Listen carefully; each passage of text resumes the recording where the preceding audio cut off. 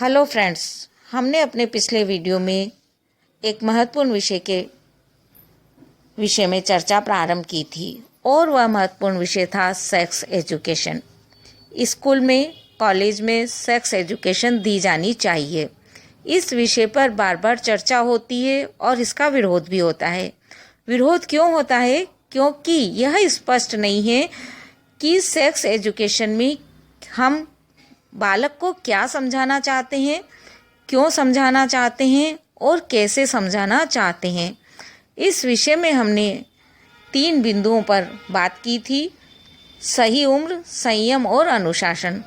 सही उम्र पर हमने अपने पिछले वीडियो में विस्तार से चर्चा की है और वहाँ पर आपसे हमने बात की थी कि आपको अपनी ऊर्जा को सही दिशा में लगाना है, सेक्स के नाम पर उसे वेस्ट नहीं करना है। यदि आपने ऐसा किया तो निश्चित रूप से आपके अंदर तेज होगा, प्रतिभा होगी, आपकी कार्य करने की क्षमता बढ़ेगी। इसलिए आप गांठ बांध लीजिए कि आपको अपनी एनर्जी को वेस्ट नहीं करना है। आपको अपने शरीर को स्वस्थ बनाना है और इसके लिए आपको अच्छे से व्यायाम करना है, स्वस्थ दिनचर्या अपनानी है। स्वस्थ दिनचर्या अपनानी है, इस पर आपको एक महत्वपूर्ण बात पर ध्यान देना है। आपके हाथ में आज आईफोन है, एंड्रॉयड फ़ोन है, जिसके माध्यम से आप चाहें तो सारी दुनिया को अपनी मुट्ठी में कर सकते हैं।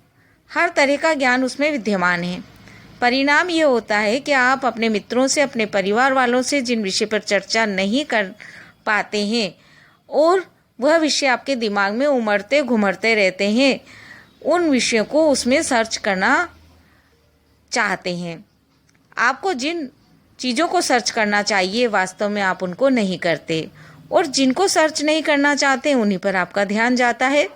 तो मित्रों, आप इन फालतू बातों में नहीं आए। आपके पड़ोस में, आपके घर में, परिवार में, रिश्ते में और भी जो लोग हैं उनको भी आपको ये मैसेज देना है कि वह इस तरह की फालतू बातों में नहीं आए। यहाँ हम अपने दूसरे बिंदु संयम पर चर्चा प्रारंभ करेंगे।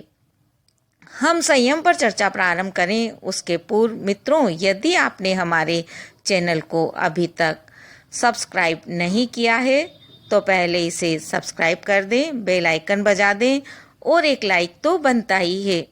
तो मित्रों, हम चर्चा कर रहे थे संयम पर। संयम का अर्थ है अपनी भावनाओं पर नियंत्रण रखना, अपने विचारों पर नियंत्रण रखना, और इसके लिए ज़रूरी होता है जिम्मेदार बनना। जिम्मेदारी का पॉइंट इसी में से निकलकर बाहर आता है। जैसे हम बहुत छोटे उदाहरण से समझें, आप स्कूलों और कॉलेजों में पढ़ते हैं, आप पढ़ने आ रहे हैं, अपनी शिक्षा को पूर्ण कर रहे हैं। आपके पास अभी एक ही कार्य है कि आपको शिक्षा प्राप्त करनी है। आपके लिए सारी सुविधाएं जो पेरेंट्स के द्वारा, माता पिता के द्वारा जुटाई जा रही है, वह इसी के लिए जुटाई जा रही है। अर्थात आपके माता पिता आपके प्रति जिम्मेदारी निभा रहे हैं। यदि ऐसा नहीं होता तो क्या होता? आपने देखा होगा सड़क पर लावारिस घूमते हुए बच्चों को। उनके माता पिता ने वास्तव में उनके प्रति वह जिम्मेदारी नहीं निभाई जो आपके माता पिता ने आपके प्रति निभाई है। वास्तव में ये वो बच्चे हैं जिनके माता पिता उन्हें जन्म देकर ही छोड़ देते हैं, और ऐसे माता पिताओं ने सेक्स का मतलब जिम्मेदारी को नहीं समझा, सेक्स का मतलब सेक्स को नहीं समझा, संयम को नहीं समझा। सेक्स का मतलब उन्होंने जो माना वह था एंजॉय, फैंटेसी, और जिसका परिणाम भुगतना पड़ा उस मासूम बच्चे को जो रोड पर फेंक दिया जाता है। तब हमें समझना होगा सेक्स में जिम्मेदारी का अर्थ क्या है। यह एक महत्वपूर्ण प्रश्न है जिसे हमें समझना है, और यहाँ बात जो आती है वह यह है कि जब तक आप इतने सक्षम न हो जावें कि अपने किसी पार्टनर को रखकर उसकी जिम्मेदारी उठा सके, तब तक आपको सेक्स से दूर रहना है। सेक्स के विषय में सोचना भी नहीं है। साथ ही एक बात और आपको ध्यान रखनी होगी यहाँ पर कि आप जिसे अपना पार्टनर चुन रहे हैं वह जिम्मेदार पार्टनर बन सकता है या नहीं, यह परखना बहुत ज़रूरी है। नहीं तो फिर दो स्थितियां बनेगी कि विवाह के बाद ही कुछ समय बाद ही संबंध विच्छेद हो जाएगा और शिशु को आपको रोड पर फेंकना होगा। परिणाम स्वरूप उत्पन्न होंगे लावारिस बालक। या फिर स्थिति बनेगी कि शिशु को जन्म से पहले ही निकलवाना पड़ेगा, हत्या करनी पड़ेगी, डीएनसी करवानी पड़ेगी।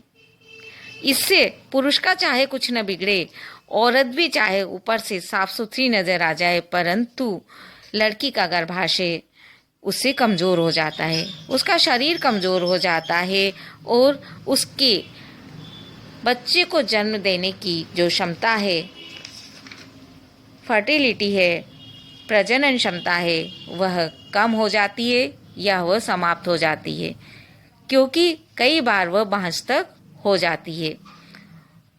बच्चे न होने की प्रॉब्लम उसके साथ हो जाती है। परिणाम स्वरूप परिवार व समाज में उसकी वैल्यू गिर जाती है। अतः आपको जिम्मेदारी को समझना है और उसके बाद ही सेक्स के विषय में सोचना है। हम अपने तीसरे बिंदु के विषय में अगले वीडियो में चर्चा करेंगे। मित्रों, धन्यवाद। Hello friends,